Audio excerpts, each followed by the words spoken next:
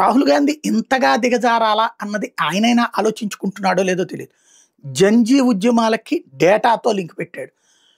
యువతరానికి తక్కువ రేటుకి డేటా మోడీ ఇప్పిస్తున్నాడు అంబానీతో. దాంతో ఆ డేటాకి కారణంగా వాళ్ళు చివరికి ఉద్యమాలు చేయట్లేదు అన్నట్టు.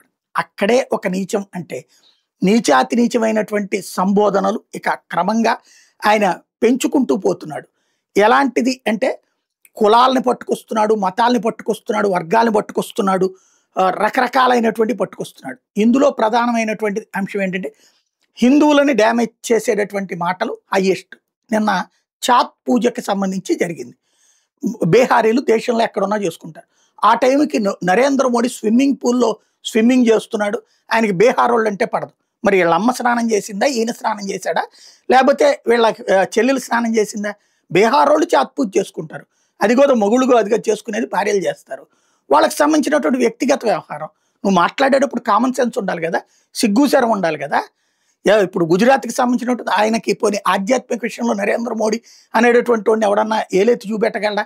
ఆయన పద్ధతి ఏంటి, ఆయన ఈవెన్ దసరా శరణవరాత్రోత్సవాలు ఉండే ఉపవాసం ఏంటో తెలియదా? కామన్ సెన్స్ లేదా? బట్ ఇట్లాంటి కారు కూతలకు వస్తాడు. అదే మనిషి పోనీ ఆయన ఏమైనా చాత్ పూజ చేసుకుని వ్యవహారం జరిపాడా? లేదు కదా. ఏది పడితే అది మాట్లాడడం, ఎట్లా పడితే అట్లా మాట్లాడడం. ఒక గల్లీలో ఉండేటటువంటి ఇద్దరు కొట్టుకునే చదువు సంధ్య లేని సన్నాసులు మాట్లాడుకునే మాటలు మాట్లాడుతున్నాడు ఆయన.